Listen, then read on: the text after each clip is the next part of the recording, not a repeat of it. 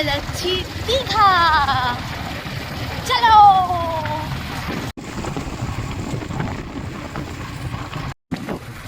আমরা এত দূর এসেছি আর এত দূর এসে সামনেই দীঘা, যাবো না?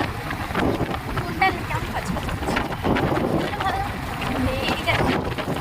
আমার সাথে আমাদের ভাইটা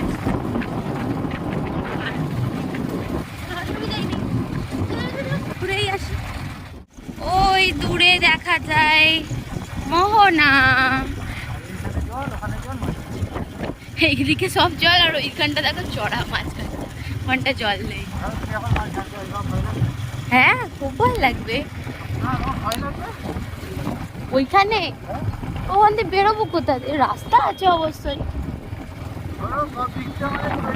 হ্যাঁ আমরা 31 সব। তো ফার্স্ট আমরা এলাম ওল্ড দীঘাতে, একটুখানি এখানে ঘুরবো, তারপর আমরা যাব নিউ দীঘায়। ভেবেছিলাম আমরা মন্দিরে যাব, কিন্তু মন্দিরে আমাদের যাওয়া হয়নি কারণ অনেকটাই দেরি হয়ে যাচ্ছিলো সেই জন্য। আর এখানে আমরা একটু দুজনে একটু ঘুরছিলাম, তো বললাম চলো এবার বেরিয়ে যাই। এবার আমরা যাচ্ছি এখন নিউ দীঘায়। আর এখন নিউ দীঘা আমাদের শুধু তাজপুর আর শঙ্করপুর ঘোরার প্ল্যান ছিল, তো ওখান থেকে ঘুরে অভি বলছে তাহলে চলো সামনেই দীঘা, একটু ঘুরেই আসি। আর দীঘায় সকালে তোমরা ভিড়টা তোমরা দেখতেই পাচ্ছ, প্রচণ্ড এখানে ভিড়। আর এই যে দীঘার জগন্নাথ মন্দির, দূর থেকেই প্রণাম করে আমরা বেরিয়ে পড়লাম।